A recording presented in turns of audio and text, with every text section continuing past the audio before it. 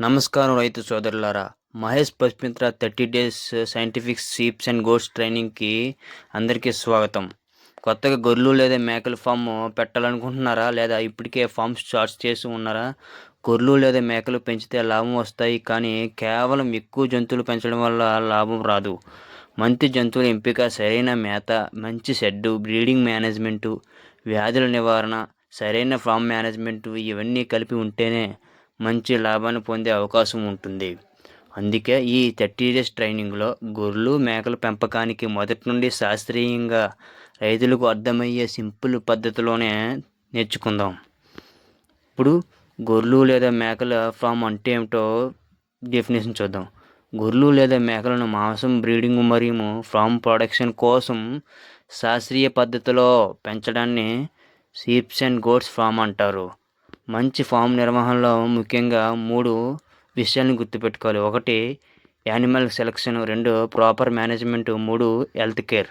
అందులో 1 animal selection. మంచి ఆరోగ్యంతో ఉన్న సరైన నిర్మాణ ఆకృతి కలిగిన జంతువులను ఎంపిక చేసుకోవాలి. షాపు వంటివి ఎక్కువగా ఉన్న వాటిని మనం ఎక్కువగా ఎంచుకోవాలి. అందులో 2 ప్రాపర్ మేనేజ్మెంట్, షెడ్డు మరియు నీరు, మేత, బ్రీడింగ్, హైజీనిక్గా వంటి వాటిని సరిగ్గా నిర్వహించుకోవాలి. ఇందులో భాగంగా 3వది హెల్త్ కేర్. వ్యాధి వచ్చిన తర్వాత మాత్రమే చికిత్స చేయడం కాదు, వ్యాధి రాకుండా ముందుగానే ప్రివెన్షన్పై దృష్టి పెట్టాలి.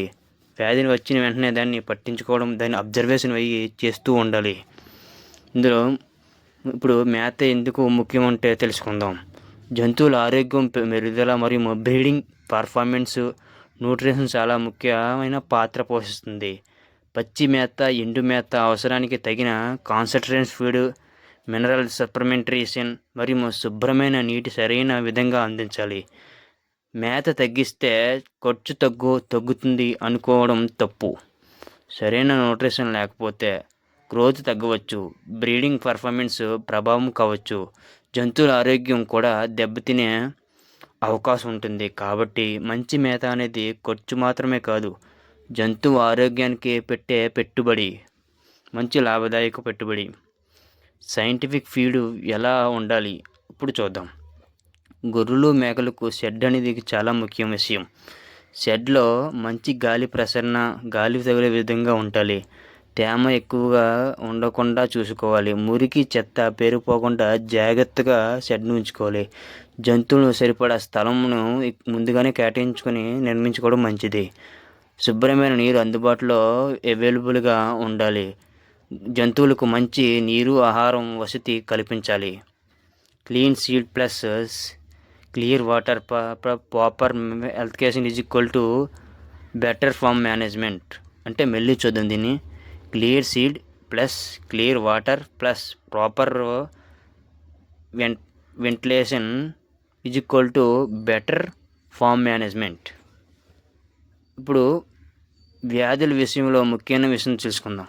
అంటే వ్యాధుల విషయంలో ముఖ్యమైన విషయం, జంతువుకు ఒక వ్యాధి వచ్చిన తర్వాత మాత్రమే చికిత్స చేయడం కంటే ప్రివెన్షన్కి ఈజ్ బెటర్ దెన్ ట్రీట్మెంట్. అంటే prevention is better than treatment అంటే వ్యాధి రాకుండా ముందుగానే తీసుకోవలసిన చాలా ముఖ్యమైనవి.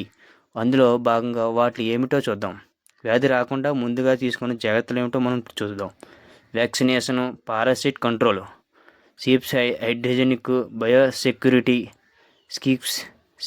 సిక్స్ యానిమల్ను సరైన అవసరమైన వేరు చేయడము, అంటే బాయిలైన గొర్రెలు వంటిని వేరు చేయడం ఉంచడం వంటి ప్రివెన్షన్ మెజర్స్ ముఖ్యమైనవి.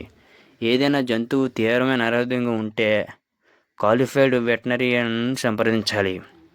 చివరగా ఫామ్లో లాభం ఎలా ఉంటుందో ఇప్పుడు చూద్దాం.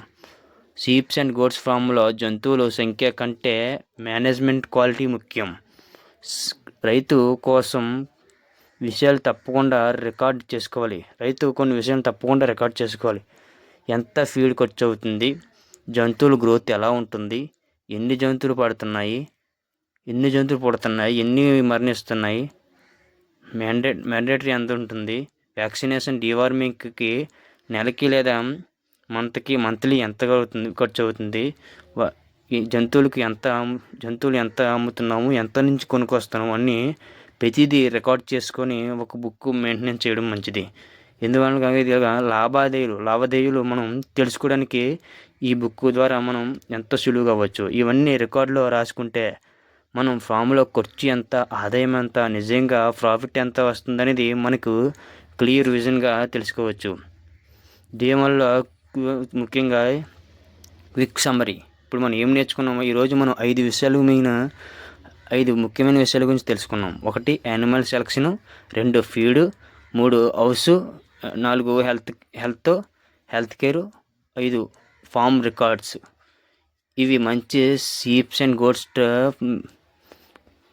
గోట్స్ ఫామ్కి ఫౌండేషన్.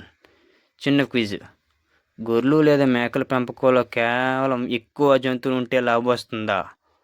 దీని ఆన్సర్ కామెంట్లో చేయండి.